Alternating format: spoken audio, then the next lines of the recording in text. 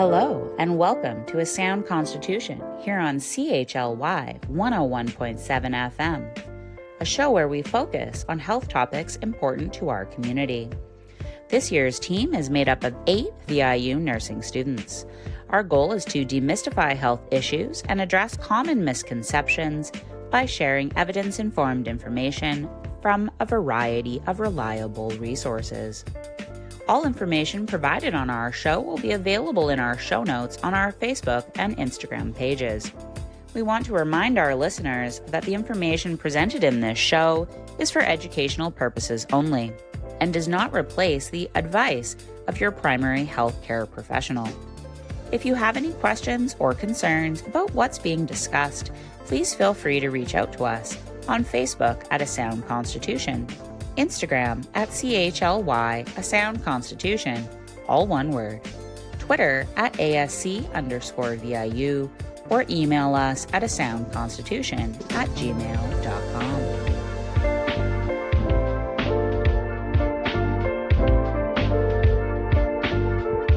We would like to start our show by acknowledging that we are on the unceded territory of the Sunemu people, with a broadcasting range that overlaps the Kawatsan and Sliamon territories.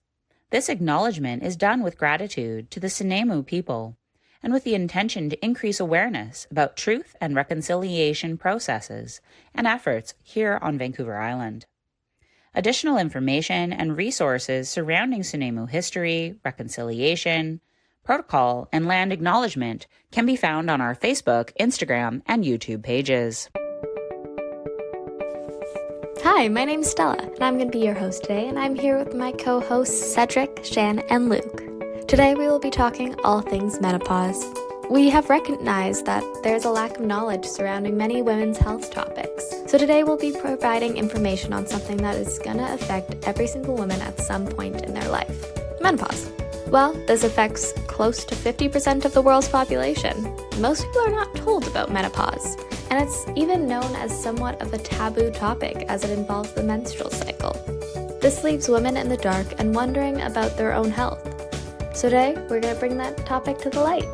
We're going to go over what menopause is, what the stages are, and what are some side effects and symptoms that you may get.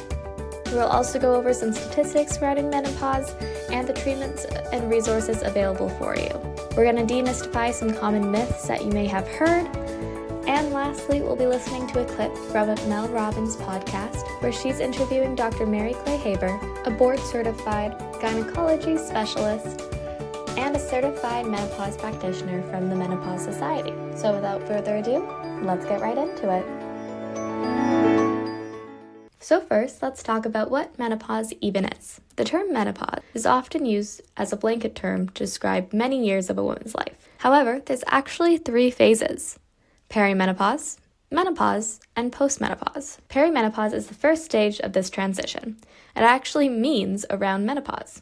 So this stage is the beginning of the end of the reproductive years. This may begin at different ages depending on the woman. However, it averages around the mid-30s to mid-40s, and it's when the ovaries gradually stop working, which then means that they produce less estrogen.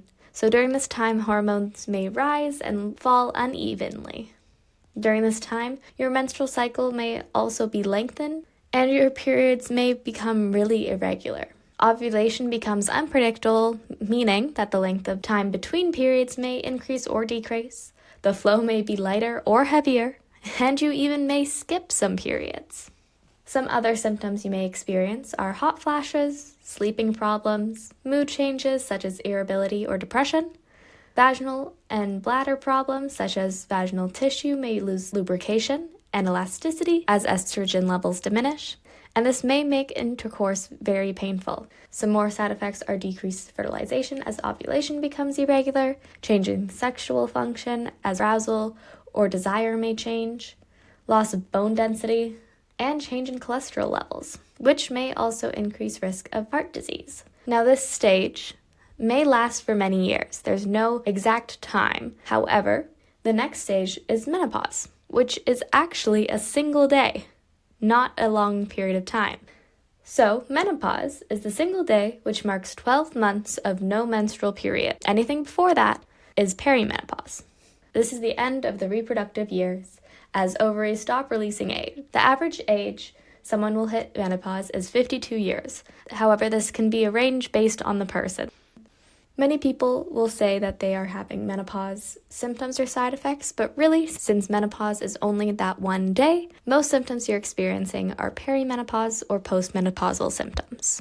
The third stage is postmenopause, which lasts from the point of menopause until the end of your life.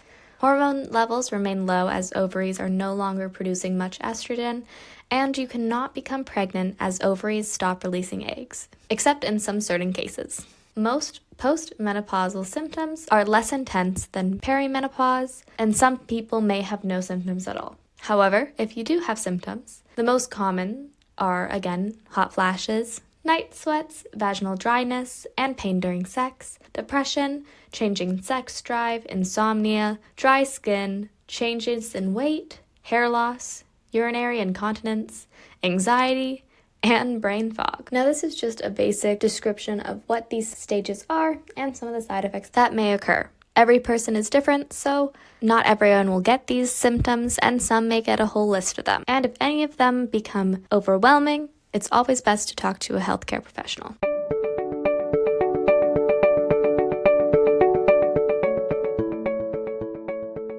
Hello and welcome to our special Mythbuster segment where we take a moment to clear up a common misconception about menopause. One of the biggest myths out there is that menopause is the same for everyone. Let's break that down. The reality is that menopause is a highly individualized journey that varies from woman to woman. The age at which menopause begins, the symptoms experienced, and their severity can differ greatly. According to Jefferson Health, menopause typically happens between the ages of 45 and 55, with the average age being around 51. However, the onset of menopausal symptoms can vary widely among individuals. Some women might experience menopausal symptoms earlier, in their 40s or even late 30s, while others might undergo menopause in their late 50s. Its onset can be due to many factors including genetics, overall health, lifestyle, reproductive history, and certain medical treatments or surgeries.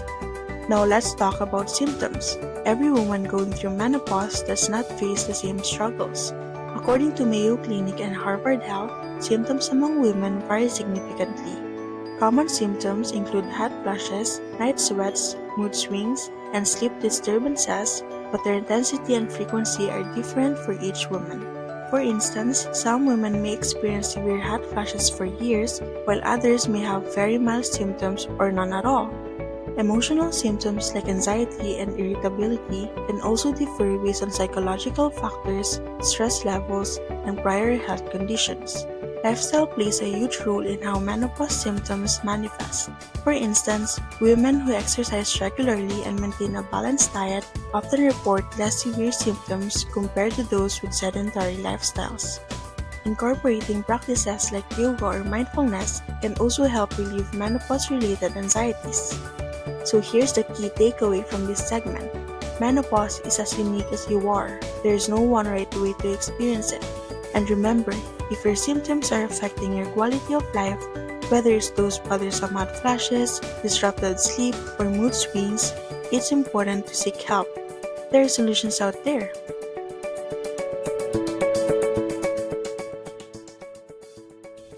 To go into a little further detail and help explain menopause a little better, we're going to play a clip from Mel Robbins' podcast where she interviews Dr. Mary Claire Haver, a board-certified gynecology specialist and certified menopause practitioner from the Menopause Society. So when we're born, we have about 1 million plus or minus eggs. So from birth until, we die, we're slowly losing that egg count, and it starts accelerating as we get older. So by the time we're 30, we're down to about 10% of our egg supply. Well, hold on a second. By the time you're 30, Mm-hmm. you've already lost 90% of the eggs that you were born with? That's correct. I don't know why I never knew that. I kind of feel sort of dumb that I've gone through 55 years of my life and I did not know that we're down to about 10%. And at 40, 3%. 3% at 40? 3%. Mm-hmm. Wow. Yeah. And you lose your period because you have no more eggs, so there's no more need to go through you that can't cycle. ovulate. So yeah, there's Holy nothing cow. left. But doesn't What it make is- sense now? Of course it makes sense. Why it's harder to get pregnant when you're older, why you're more likely to have a chromosomal abnormality, because the number and quality of your eggs is declining with age. What happens for females is that our endocrine system, especially the ovaries, age at twice as fast a rate than the rest of our body. The endocrine system is where our hormones are created. Okay. All of our estradiol, our progesterone, and about at least half of our testosterone is created in those ovaries every single month, every single day. However, when we get to perimenopause, things start changing. And when we get to full menopause, we have no eggs left. The ovaries decline. We're losing our ovaries at the average age of 51. They stop producing sex hormones. And we basically are forced to live the last third of our lives without the benefit of estrogen, progesterone, and about half of our testosterone. I get this at a level that I've never understood this before. Because when you really just put it in the context of you're born with 1 million eggs, and from the moment you start your menstrual cycle and the hormones are going up and down, there is a purpose associated with the design of your body. And once that stops, everything gets disrupted in your body. Wow. Our bodies thrived on this hormone, Right? for 50 years, 51 years And on by average. this hormone, you mean estrogen. Estrogen Okay. and testosterone and progesterone.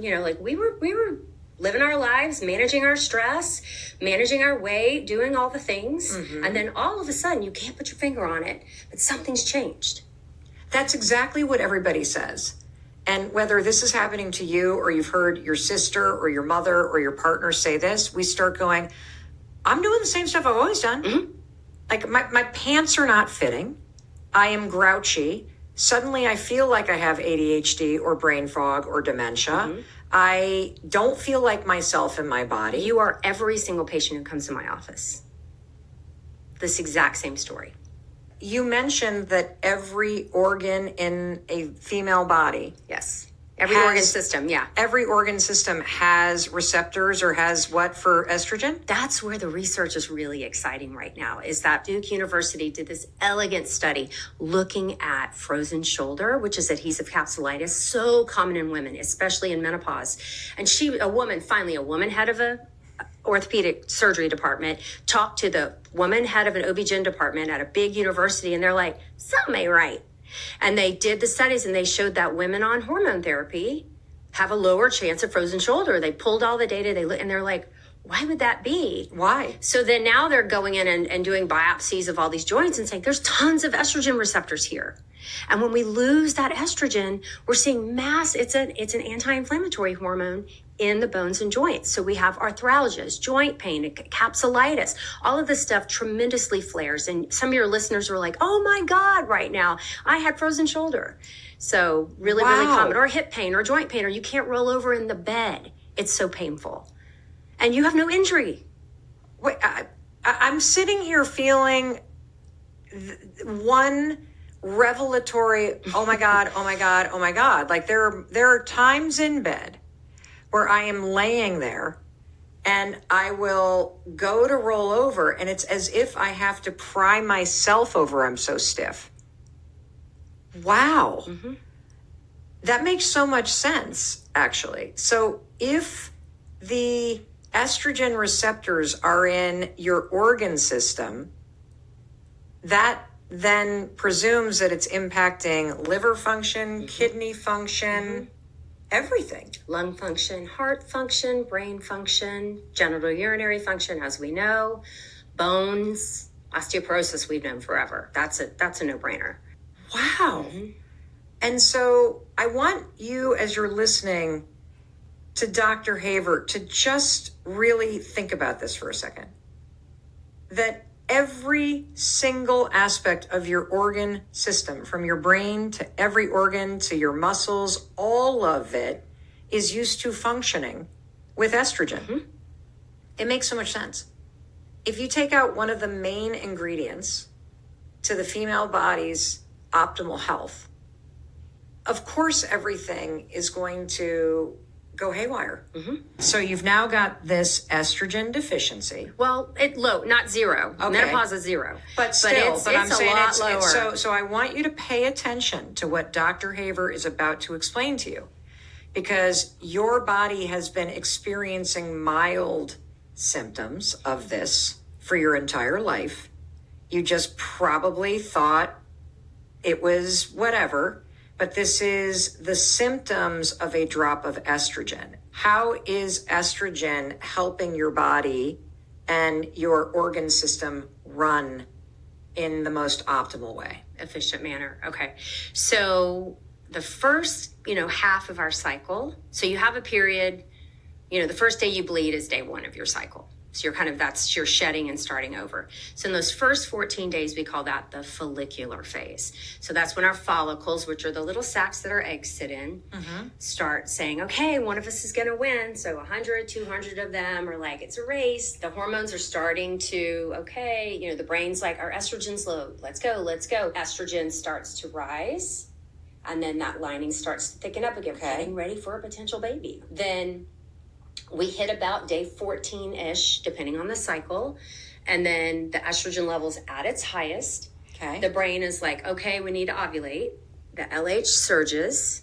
And that's the thing that makes the egg pop. And that one or two eggs come out. And then when the egg pops, the popping also creates a little surge of estrogen. So just a little bit more. Okay. And then progesterone starts being produced where that egg came out from. Okay. And that's a really efficient factory for creating progesterone. Then that progesterone starts rising in that second half.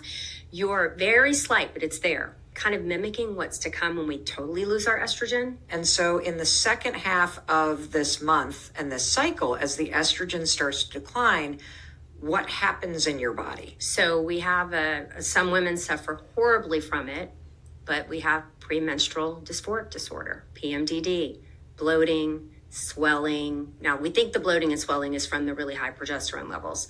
That drop of estrogen, our mental health changes. How does it change our mental health when you have a decline in estrogen? So there's a lot of research going on right now, but we know that tons of estrogen receptors in the brain and our serotonin is affected. How does estrogen and serotonin play? So it looks like when your estrogen levels are optimal, at a nice healthy level, we have really efficient serotonin and norepinephrine. So those are two key hormones that we see in depression, right? They're low in women who are depressed. Okay. And so for women who are sensitive to it, that we're seeing the PMS, the PMDD, those women tend to do okay on a SSRI for a short term. They only take it 2 weeks out of the month, or some of them like to take it every month, but it really is from that estrogen decline. We see menstrual migraine headaches. Some women with the declining estrogen, the blood vessels will slightly squeeze in certain areas of the brain, which will trigger a migraine headache. And so, wait a minute. So migraine headaches, there's menstrual migraines. And you also can feel a slump in terms of depressive symptoms or anxious symptoms because of the decrease in estrogen? That's what we think. And I would imagine brain fog, ADHD, all of these other neurodivergent kind of issues that people might have also then see an impact from the decline in estrogen? There's a definite pickup, worsening with people with known ADHD through the menopause transition, perimenopause into menopause. And we don't really know if it's a new diagnosis of ADHD or she was kind of making it until perimenopause, and then because it's a spectrum. Yeah. And then all of a sudden, her resilience against this has stopped because she's lost her estrogen, her progesterone, testosterone, however that fits in for her. And all of a sudden, she's now so symptomatic. And at the time in her life that she needs those facilities to be functioning at all levels.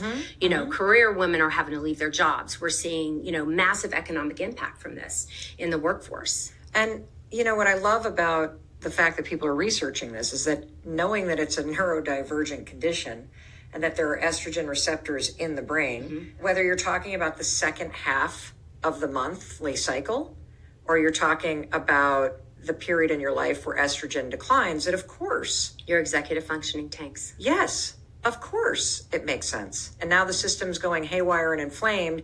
it's not got the firepower to help you focus on the thing that you need to do right now. Wow, that makes so much sense. I didn't understand the fact that when estrogen declines, that all of the symptoms that I was feeling, that has to do with hormone fluctuation. Now let's talk about what perimenopause is and when it begins. Sure. So I like to start in the middle because there's a lot of misconception around terminology. So medically, and I think this is a problem, menopause is defined as one day in your life, 1 year after your last menstrual cycle. Yes. Okay. Most women know that. Everything after that is postmenopause. So what's perimenopause? So perimenopause, the best I can define it is, remember, we're losing ovarian function our whole lives from the day we're born. However, there's a point in time when your body notices. So you said that we have only 10% of our eggs by left 30. By 30. So is that when it starts noticing? So it depends on your body. It's when your body is like, something's not right. It could be mental challenges. It could be gut challenges. It could be inflammation in your joints. It could be irregular periods, heavy periods, light period, no period. You know, it's really variable how it presents, but something has changed. Nothing in your world has changed. Something inside of you has changed. Okay. And so perimenopause is often defined by irregular periods, like in the medical journals, but it's a lot more than that. It's 7 to 10 years before your period stops. So 35 to 45, perimenopause is going to begin. You're going to start noticing something's not right. It could be the cliche symptoms of hot flashes. You know why hot flashes define menopause? No. Because you can't blame it on anything else. Oh, that's unless true. It's tuberculosis. Like nothing else causes a hot flash, pretty much, unless you have a fever, then menopause. So that's why it's the heart, you know, the bell ringer of menopause. But what other symptoms might you be experiencing? Brain fog, you know, arthralgias, frozen shoulder, joint pain, gut, constipation, diarrhea, you name the organ system, asthma flares, new asthma, new autoimmune disease, dry skin, dry eyes, dry vagina, dry mouth. It goes on and on and on. So it would seem, based on the science here, that anytime a woman goes to the doctor and has any kind of complaint like that in terms of the symptom, that one of the standard procedures should be test your freaking hormones. So that's another problem. The brain is pumping hormones as hard as it can. Right. And so in that perimenopause, I call it the zone of chaos. Yes. You're squeaking an egg out now and then, but you're having massive surges of that. We'll see estrogen levels like you were pregnant with triplets. 300, 400. They're temporary because you had to work so hard to get that egg out, and then it just plummets down to nothing. Is this why our emotions are all over the place during the month? That's what we think. That makes perfect sense. Because if your system is in chaos, regardless of your age, by the way. Right. But if your system is in chaos because it's having to work so hard to just do the thing to try to do the basic biologic function. No wonder you start to feel all sorts of things go haywire. Mm-hmm. And so do the same things that you would recommend for a woman who is officially in menopause, are those the same things that you should be doing if it's perimenopause or it is the estrogen deficient symptoms that you experience in the second half of the month? So this is where the art and the science come in perimenopause, because some women will do well with just some progesterone support. Some women will need estrogen and progesterone support. We don't have a lot of great studies on the best way to support a woman's hormones in perimenopause, so it's a little bit of the Wild West. We're not teaching our residents, medical students, trainees, how to recognize it, how to diagnose it. I don't need blood tests to diagnose perimenopause. I just listen to the patient and believe her. I'm sitting here reacting to everything that you're saying because I'm thinking, I don't even really remember anybody talking about perimenopause as anything other than your period might get irregular. Mm-hmm. But none of these other symptoms. I mean, this is very illuminating. And I feel kind of bad that I didn't know that because I had no clue what was happening. Right. I would love to now focus on menopause. Mm-hmm. And are you still in a monthly cycle? Like, what is happening when you're in menopause? So once those ovaries fail, and I know that term is harsh, but once the eggs are gone, no more periods. Any vaginal bleeding after menopause needs to be evaluated by a gynecologist. There might be something wrong. Okay. You should never have another period again. So your periods stop, or first they become shorter, longer. It could be anything, but eventually they just kind of stop. Some women will wake up and never have another period. Others will have this kind of skipping months and months between until they finally end. Mine was like Chucky, just kind of kept popping up, like, oh, I thought you were gone. Yeah, and here you are again. Yes. So once you've gone a year, then most scientists agree that you're done. Okay, if you're over the age of 45 and you hadn't had a period for a year, you are a postmenopausal woman. That's the clinical definition. And what is the technical definition of when you've moved from perimenopause to menopause? So peri to menopause is that one day where it signifies your ovarian failure. You will never have another egg that's able to be fertilized again. Okay. The end. There's no more left. Okay. So, and then for the rest of your life, you're postmenopausal. Now, some of the symptoms you experience get better. It might take several years, like the hot flashes do tend to go away. The sleep disruptions, if they're related to hot flashes and night sweats, do tend to get better. It might take 7 to 10 years. 7 to 10 years? Forever. I think you said go away I'm thinking like it a might couple take weeks. shorter, but I want to give people a very clear picture. And so a lot of women are like, well, I went through my menopause. Like, I'm done with that. And I'm like, your bones are still deteriorating. Your risk of cardiovascular disease is still increased. Like, your genital urinary system without support is failing. And, these are the things that don't go away in your postmenopause. I just realized I'm talking about it wrong. Because I always say I'm in menopause, I'm going through menopause, I've hit menopause, and you're saying once you actually get to that date where you haven't had a period for a year, it ain't coming back, that's menopause. So when you are postmenopausal, do you have any estrogen at all? So there are 4 estrogens that our body can make. The number one heavy hitter, most biologically active, does the bulk of the work is estradiol. And that's what's mostly created in our ovaries. Okay. Testosterone can be peripherally converted at a very small rate to some estradiol or estrone. So estrone is what's created in our fat cells. So the more subcutaneous fat you are, the higher your estrone level is, which is why heavier women are more likely to have endometrial cancer and other estrogen-related cancers. So we have estradiol. Yeah. That's gone. Okay. The ovaries can't make that anymore. Maybe a tiny bit, but really not clinically significant. Estrone, really weak estrogen. Okay. Estriol, which is created in our placentas when we're pregnant, but pharmacologists have been able to recreate it, and it's used in like 1 or 2 formulations of hormone therapy. It's not one of my favorites. And then there's this other one called esteritrol, very fancy, that the fetuses, when we're in the womb, that's another one that we make with fetal cells. And that one has also been synthesized and is used in one hormone replacement therapy. That's not one of my favorites. No, but I mean in your body. So your estrogen level is not 0, but your estradiol, but it's less than 1% of it was when you were 25. So let me give it to you that way. Got it. Less than 1%. Yeah. Of what it was when you were 25. Holy smokes. And your body needs it. It will function better with it.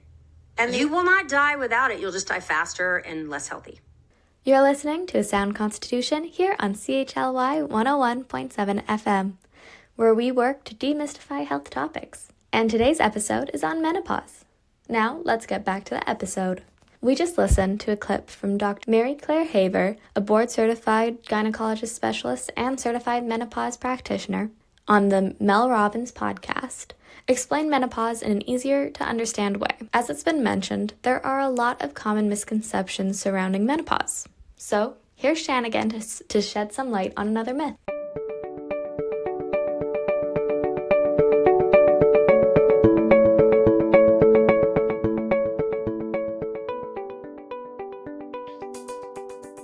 Did you know that menopause affects much more than just reproductive health? While menopause itself doesn't directly cause diseases, the hormonal changes can impact various systems in the body, increasing the risk of certain health conditions like depression, heart disease, and osteoporosis. Let's start with mental health. According to the American Psychological Association, while menopause doesn't cause depression, women in perimenopause, which is the years leading up to menopause, may experience an increased risk of mood disturbances due to fluctuating estrogen levels. According to the Cleveland Clinic, estrogen is a sex hormone that's necessary for maintaining your sexual and reproductive health.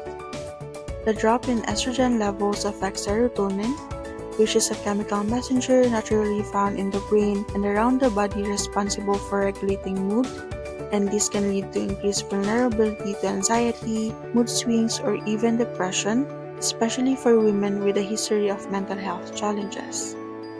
If you're struggling emotionally during menopause, or if you recognize symptoms like persistent sadness, loss of interest in daily activities, or overwhelming fatigue, don't hesitate to seek help.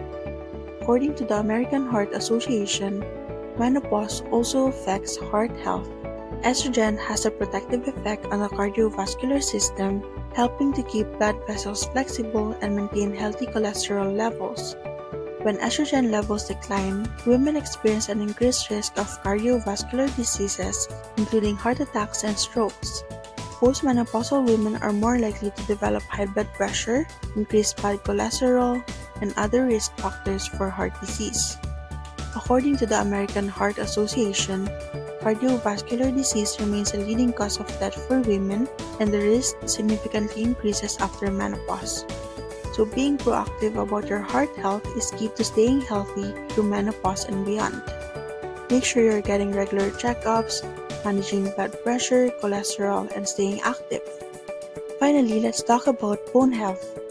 According to the Mayo Clinic, osteoporosis is a bone disease that develops when bone mineral density and bone mass decreases, or when the quality or structure of bone changes. Postmenopausal women are especially at risk for this disease due to lower levels of estrogen, which is essential for maintaining bone density. Without estrogen, bones can become brittle and weak. To help prevent osteoporosis, it's important to consume sufficient calcium and vitamin D, engage in weight-bearing exercises, and consider medications if necessary to help maintain or improve bone strength.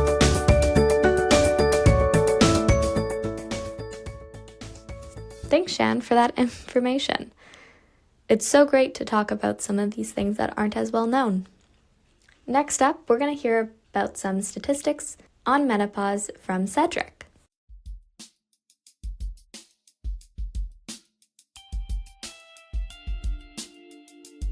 According to the Menopause Foundation of Canada, most women reach menopause between the ages of 45 to 55, and 1 in 100 women will experience menopause before the age of 40 and 1 in 1,000 before the age of 30. The time leading up to menopause is called perimenopause and can last anywhere from 6 to 8 years, and most women are in perimenopause between the ages of 40 to 50. Postmenopausal symptoms, meaning after menopause, are experienced for years, and sometimes decades. There are more than 10 million women in Canada over the age of 40, which represents 1/4 of the population whose needs related to menopause have been overlooked. The average Canadian woman will spend up to half of her life in a menopausal state, perimenopause, menopause, or postmenopause. A survey created by the Menopause Foundation of Canada yielded some interesting results. This survey was done on 1,023 Canadians aged 40 to 60 between August 2nd to August 11th, 2022. This survey found that 1 in 2 women in Canada feel unprepared for menopause and perimenopause. 54% of the women who answered this survey believe that the topic of menopause is taboo in our society.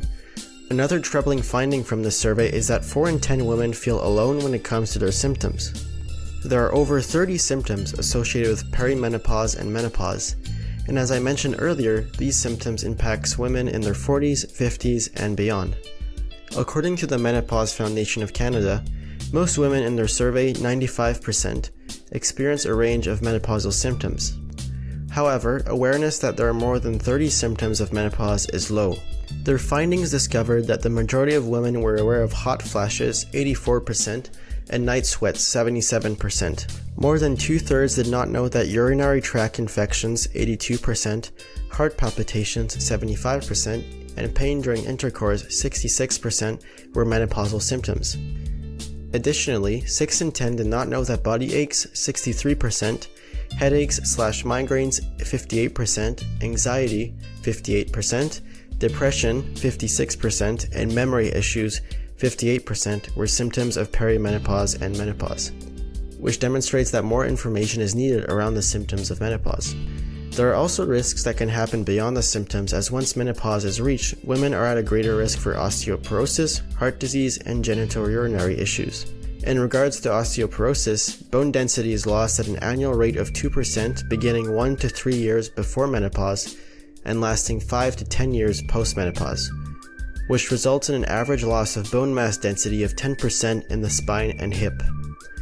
The risk for heart disease is also increased after menopause, and 1 in 3 women will develop heart disease post-menopause. The genitourinary syndrome of menopause, GSM, affects up to 80% of menopausal women and includes the symptoms of vaginal dryness, painful sex, burning, urinary tract infections, and general irritation of the genital area. In regards to health equity for women experiencing menopause, women going through perimenopause/menopause see their family physician as their most trusted source of information and advice for menopause. However, from the survey I mentioned previously, only 1/4, 27%, report that their family physician proactively discussed menopause with them. Of the 41% who decided to seek out medical advice themselves, 72% found that advice to be not helpful or only somewhat helpful. 4 in 10, 38% of women felt their symptoms were undertreated. These statistics demonstrate a need for further action needed in order to support women during, before, and after menopause. Next, I would like to discuss some statistics regarding menopause and workplace equity. Women account for almost half the workforce in Canada, with more than 5 million working women over the age of 40. This is significant because it means that an estimated 1/4 of Canada's 19 million person labor force are going through the transition to menopause or are postmenopausal. Additionally, almost 2 million working women in Canada are between the ages of 45 to 55, which is the age when most women reach menopause. The Menopause Foundation of Canada found in their survey that 3/4 of working women feel that their employer isn't supportive or do not know if they have support to help them manage this stage of life. 87% of the survey respondents also believe that working women need support through all stages of life, including menopause, and that workplaces would benefit by doing so. A troubling finding from the Menopause Foundation of Canada's research is that it is estimated that 1 in 10 women will leave the workplace due to their menopause.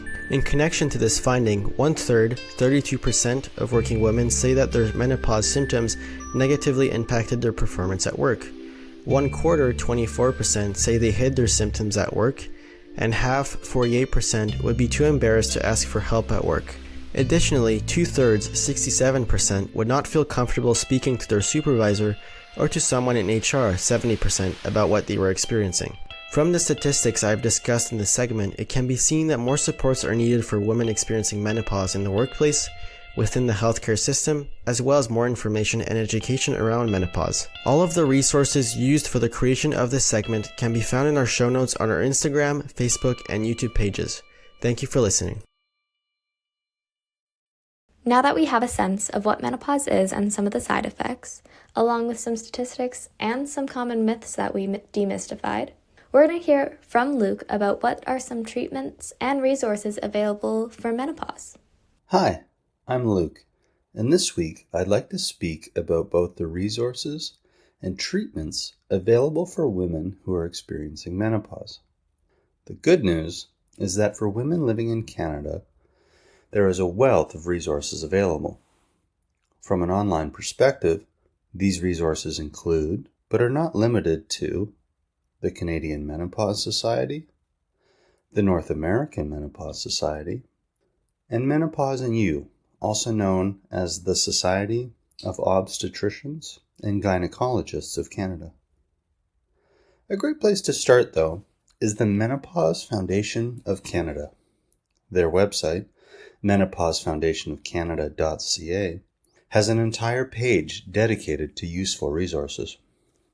Here you will find a section titled Menopause 101, which includes a diagnostic quiz, gynecology fact sheet, and symptom management guide.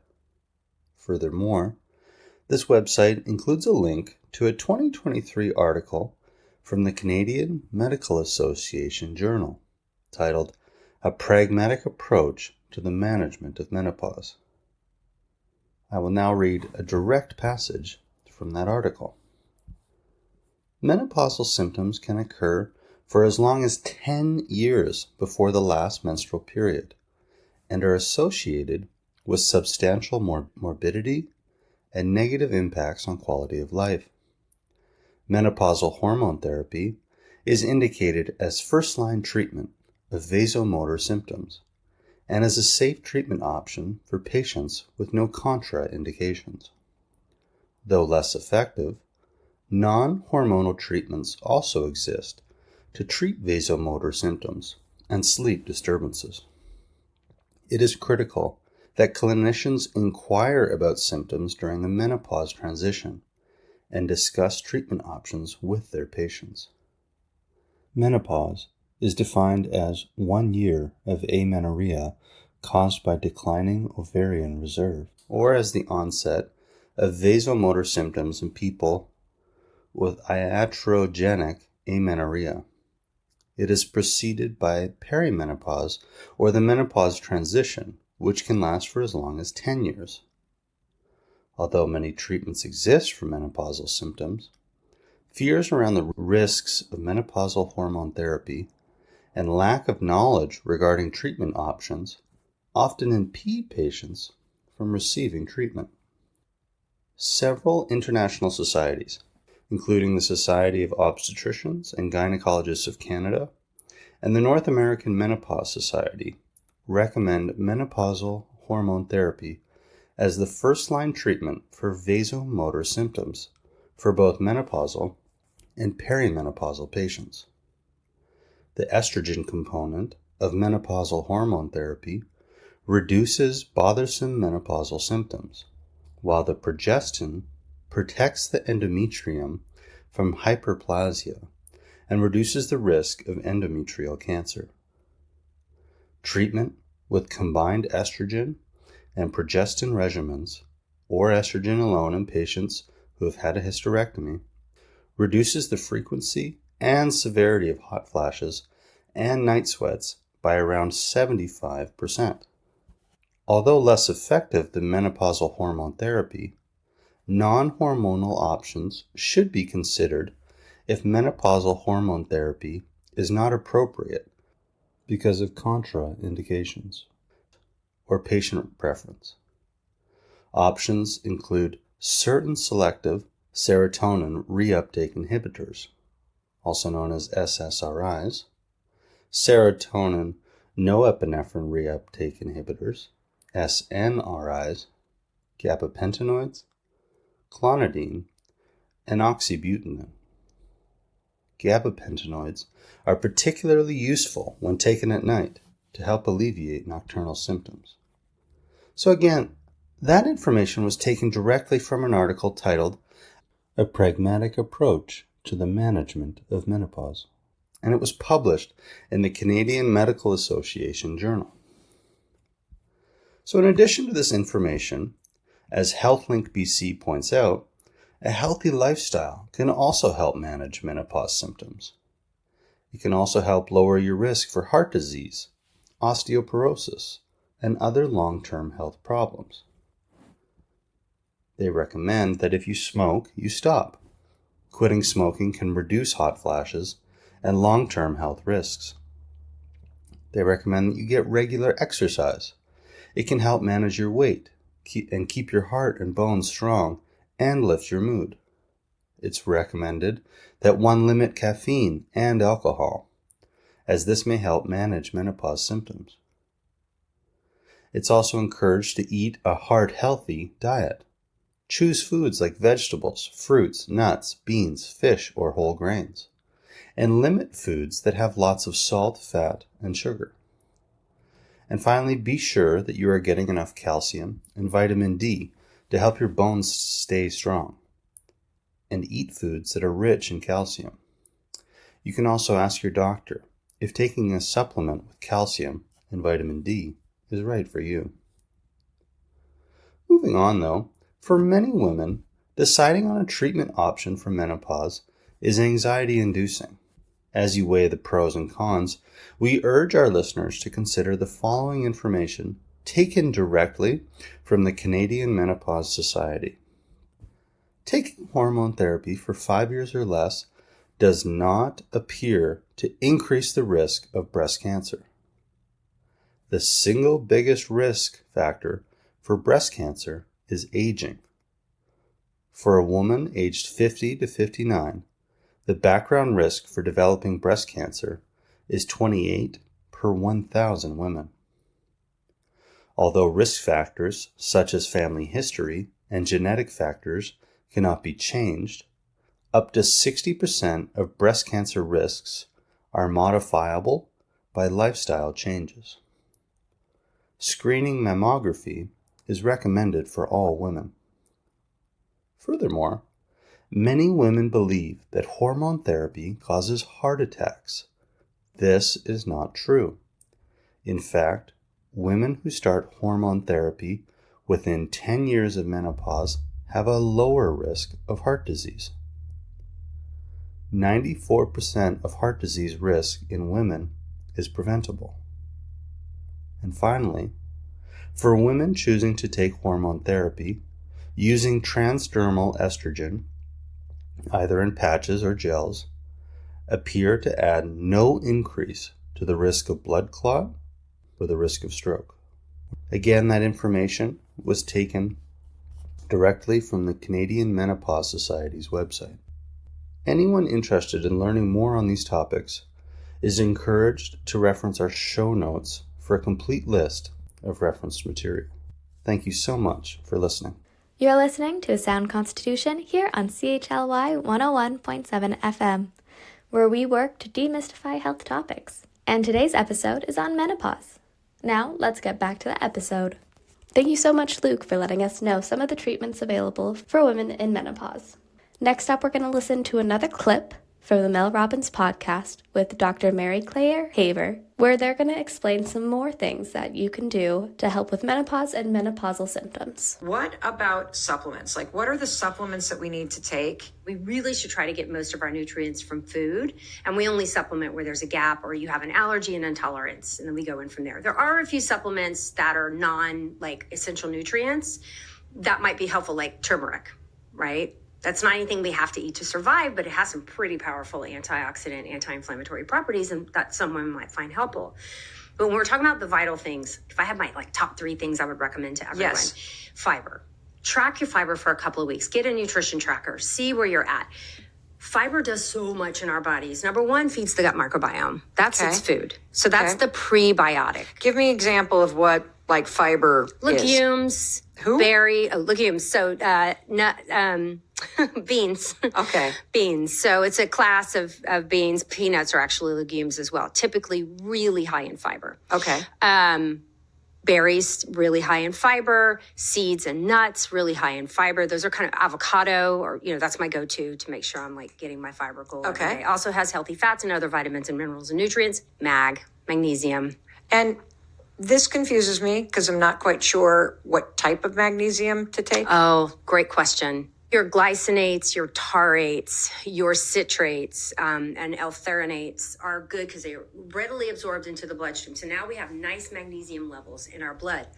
There's also benefit, some of them are better than others, about crossing that blood-brain barrier. So the brain protects itself. There's a membrane around the brain that it doesn't have this 100% free flow of nutrients back and forth. It's really selective about what it lets in. So mag-L-thyronate, which Magtine or Neuromag are the brand names, has been studied in SSRI-resistant depression. So antidepressant, resistant depression in patients. They've added in this. It seemed to be helpful. And my patients, followers, it's so helpful for sleep, anxiety. So I'm often recommending that one at night. And what one was that one? Magnesium L-threonate. Okay, so you're saying fiber's number 1, magnesium is number 2. How do you get magnesium naturally? So pumpkin seeds, spinach, green leafy greens are rich in mag generally. I have a lot of lists on my website where we list all this We will stuff. link to all this. And what's the third thing? So I'm always looking at omega-3 fatty acids. Omegas are usually found in fatty fish, also in flax. One of my favorite ways, I'll do this little yogurt and I'll have flax, hemp, and chia seeds. So I'm just hitting all my antioxidants, my anti-inflammatory, my fiber all in one. So omega-3s, if you can't get a good source of that, that's a very reasonable thing to supplement every day. One of the richest sources of that is going to be your salmon, your mackerel, your tuna, your fatty fish, your cold water fish. And then I check a vitamin D level on every woman who'll let me stick a needle in her. 80% of my patients, not just low, I mean deficient. And there's a million reasons for this. We don't absorb it very well because our gut health declines. We're protecting our skin from the sun, which is another place. And we're not really creating it in our skin as fast as we used to. So, and vitamin D is a hormone that has a million, processes in the body. So I'm like, let's start here and get those vitamin D levels up because you're just not working as efficiently as you could. A lot of us, I've noticed in my group chats with my girlfriends that when we finally get in to see somebody who knows what they're doing and you do a blood draw and you get your panels back, almost all of us have magnesium deficiency, vitamin B deficiency, vitamin D deficiency, and heightened cholesterol. Yes. So again, about 80% of my patients have an unexplained, no changes in diet or exercise, rise in cholesterol, absolutely secondary to estrogen deficiency. And again, rushing to put her on a statin will make her cholesterol go down, but is not going to decrease her risk of cardiovascular disease. And women who are on HRT have higher HDLs and lower LDLs than women who are not when you compare the two groups. So just being menopausal is an independent risk factor for an unhealthy cholesterol profile. So if you are eating the fiber and the magnesium and the omega-3s, and you're also taking the vitamin D supplement, how do you make sure that your body can actually absorb it or that your gut health is okay? Like, do you also recommend that people take a probiotic? So I do. They've done some studies looking at probiotic supplementation in women with obesity and hypertension who are also postmenopausal. And there were some really positive results of, it's hard to measure gut health. Yes. We don't walk around with stool samples and they're counting the microbes in it, but when you're bloated, when you're having regular bowel movements, how you feel. When we go through menopause and lose our estrogen, the gut microbiome loses diversity, no matter how many probiotics you take or, there are things we can do, workarounds, but the loss of estrogen will change your gut microbiome to the profile of a man's. Is that why we get a belly? Part of it. That's part of it. So we know that an independent risk factor for visceral fat deposition, what we call belly fat in layman's terms, visceral fat means inside wrapping around the organs, inside the abdomen. That fat is very different than the curvy fat, than subcutaneous fat. That visceral fat is a marker for cardiovascular disease, diabetes, stroke. And so women who were on the probiotic versus placebo had lower blood pressure and lower visceral fat. Weights didn't change. Calories are still important, but they're not the only thing. But their visceral fat levels went down. So for that reason, I'm like, eat something rich in a probiotic every day. Yogurt, miso, kimchi, whatever floats your boat. If you can't tolerate that, then you want to consider supplementing. Talk to us about exercise. So what kind of exercise is critical? I grew up in the 80s. And I was the cardio queen. I did so many step aerobics classes. I taught them. It would make your head spin. I can actually see that. I would take a step aerobics class with you. I did all of my exercise was to be thin. Yep. And to maintain a certain body shape that was part of my social currency. And if I could go back and talk to what I tell my children all the time, we need to move our bodies to be strong, not skinny. And that we are chipping away this constant caloric restriction and all this cardio is chipping away at our bone and muscle strength, which we are going to desperately need as we age, especially if you're built like me. Yeah. And I didn't pick up weights until I was well into my 40s. And there's never too late. Anybody listening at any age can start weight training. And you should. So I think that getting people to let go of this notion that thin is the way to be, and that you're way better off having a little more curves and a lot more muscle is going to serve you in these menopausal years so much better than just being skinny. I have followed all this advice and I have switched up the entire way I approach exercise. I now resistance train 3 days a week. And if you're having a hard time sleeping, what do you recommend? Right. So we have to look at why you're having a hard time. Progesterone goes a long way to helping us sleep. And so estrogen leads to hot flashes and night sweats, which are completely sleep disruptive. I mean, even with hormone therapy, I still have a thermometer leg that I have to throw out occasionally. A thermometer leg. So I was just talking to a friend this morning. She's like, oh, Well, I just stick my leg out and the fan hits it, and that's how I cool myself down. Yeah, and then you just throw it back in, throw it out, throw it back in. So I'm like, okay, let's get you on some estrogen. Okay. You know, and so say she's had a hysterectomy and she doesn't have to have progesterone. Progesterone's an option. So I'm like, you know, people sleep deeper. It has an anxiolytic effect. What does that word So mean? anti-anxiety. Anti-anxiolytic effect? Wow, that was a big anti-anxiety one. effect. Okay. So if your sleep disruption is also you're having racing thoughts at night, you can't shut that brain off. Yes. This is my daughter. Progesterone is beautiful for these women, especially in perimenopause when we're skipping ovulations and we're not giving that monthly surge of progesterone. Is this an option for somebody who's even before perimenopause? Perimenopause, you could, yeah. Yeah, you can safely take progesterone every day, even if you're premenopausal. Wow. It can be really helpful.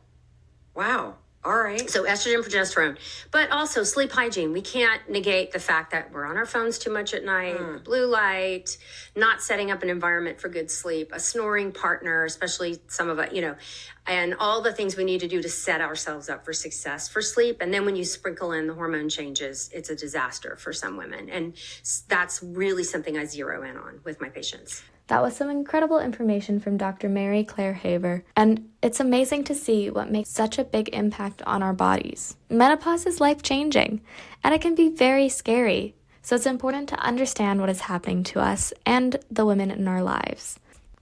Thank you everyone for tuning in this week. I would also like to thank my co-hosts Shan, Luke, and Cedric for all their hard work on this episode.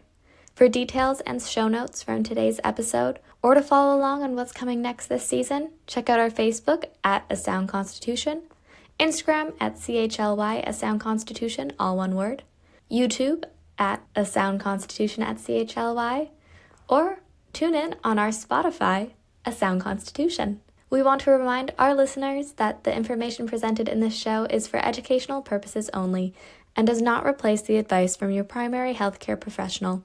Thanks again, and we hope you have a wonderful rest of your day.